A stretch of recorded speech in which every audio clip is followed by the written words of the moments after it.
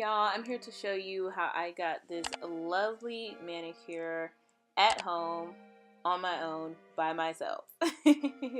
So as you can see, I'm starting off with some rough, dry, dirty nails that just are not cute. So I was inspired by Miss Vaughn to do a manicure at home, and I'm going to show you what I do to get my nails looking right. So here I am, I'm just soaking my nails in some warm water, and I am using some hand soaps. This is the same soap that I use to actually wash my hands with in the house. So I'm just letting my nails soak in there to soften the cuticles and the skin around the nails and prep them to be nurtured and cared for and removed, because my nails are just looking janky. They're different lengths, some of them are breaking off, and they're just not as healthy. So I want to restore them back to their health and get rid of the brittle and basically dying parts of my nails. So once my nails have been soaking for about 5 to 8 minutes, I am just going to pat them dry, and I'm going to start removing some of the excess skin and just kind of cleaning them up around my nail beds. So I bought this manicure kit, deluxe manicure set from Walmart. It has everything that you need in here. You have a cuticle pusher, a cuticle cutter, a cuticle trimmer, some scissors, a nail file, an emery board, a small nail clip. You have everything that you can need. Also a nail brush, as you can see. This is everything you will need and more. Some of the stuff I was trying to figure out how to use. And also those wooden cuticle sticks. So I'm just using this cuticle pusher to push back my cuticle and reveal more of the nail bed. I didn't need to do this too much because I already have long nail beds, but I was just getting the excess skin and pushing that out of the way, like I said, to reveal more of your nail beds. So if your cuticles tend to grow up a lot, this is something you definitely want to do. And while doing this, I'm being very gentle, not being too aggressive on my hands, because I don't want to cause any further damage since I'm trying to repair my nails in my hands. So I'm just being gentle with this cuticle pusher, and again, just pushing back, not trying to force anything, but again, that's why you soak your hands, so that your cuticles can soften and you can begin this process and step in the manicure.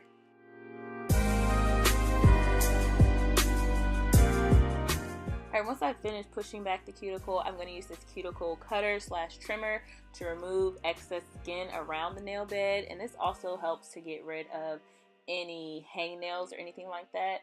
Again, with this, be very gentle. You don't have to force it. If it's not supposed to be there, the trimmer will get rid of it, but you don't want to be excessive with your force and to cut yourself. Again, this is just exposing more of your nail bed so that your fingernails can have a more clean look and you have more space to actually polish them, and you're not actually polishing over excess skin around the nail beds.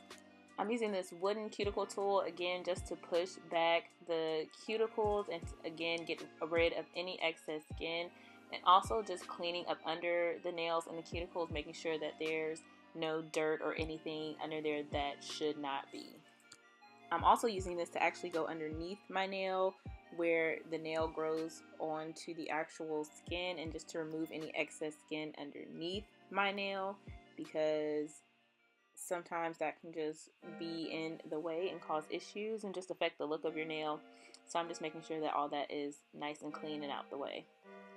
And then I'm just taking these small scissors, and like where I was pushing the nail back, I'm trimming any skin around my fingers. Thankfully this time I didn't have a lot of hangnails, so my nails weren't too bad. And these are the perfect scissors because they are actually curved up, so you can get those little tiny pieces of skin that are hanging out. So now I'm going to actually trim my nails. They're going to be very short because several of my nails have broken off. So I'm going to trim them all down very low, not too low, but just low so they're the same length and so that they can grow back healthy. And I like to use short motions, kind of like when you're putting on your eyeliner, so that the nail is even. So now I'm going to take this nail file emery board to smooth out the edges where I just trimmed and give my nails a shape. When they're this short, I like my nails to be round. So I'm just rounding off the top and just making sure that there's no jagged edges where I trimmed off the excess nail. And here you can see me filing on the sides of my nails. Again, this is for a nice clean look and a clean space to apply the nail polish. And every time I go to the nail salon, they do this. And I remember when I was younger, the nail tech used to tell me to file the nail on the side so it's not really growing over the nail bed on the side. It's hard for me to explain, but I think I explained it well enough for you all. But yeah, so it's not growing over so that they can grow up and they can grow evenly. And then I'm taking the actual nail file with the pointed end and going back and just cleaning that nail bed up even more, and also making sure that there is no dirt or excess skin or anything underneath my nails or on the sides. And now I'm taking this buffer. So it has multiple sides. As you can see, it has seen better days. I probably need to buy a new one. So I'm starting off with the larger grit and smoothing out the nail bed so that I can apply my nail polish evenly. And again, it's all about having a nice clean base to start with. And I want my nails to grow back healthy because nail beds are a little janky because I've worn fake nails and glued them on. So the glue has kind of made them a little crazy. But since I'm not wearing fake nails right now, I want to take care of my natural nails. So I'm just using the larger grain and then going down to the smallest one to smooth out the actual nail. And this buffer has multiple sides where you can file and all that stuff, but I've already done that. So I'm taking the one side that's labeled number 3, and that's going to smooth out all of the sanding that I've done on my nail.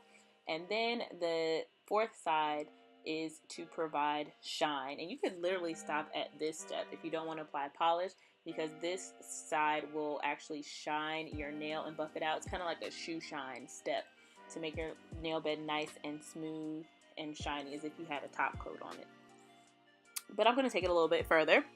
Now I'm going to apply my Sally Hansen nail strengthening treatment. So I want my nails to grow and I want them to be stronger, so I'm going to apply this to my nails. Oh yeah, I have to clean them off, get all the nail files off. So I just dipped it in some water with a little bit of hand soap and just use the nail brush to brush over my nails and get rid of all the nail filings. And now I'm going to actually apply this strengthening treatment. So this will strengthen my nails as they grow back so they can grow back healthy and strong. And this will also provide a base coat for my nails. So I'm just using a 3-stroke method, 1 up the middle and 1 on either side of my nail to apply an even coat to each finger. So there, my nails are nice and shiny.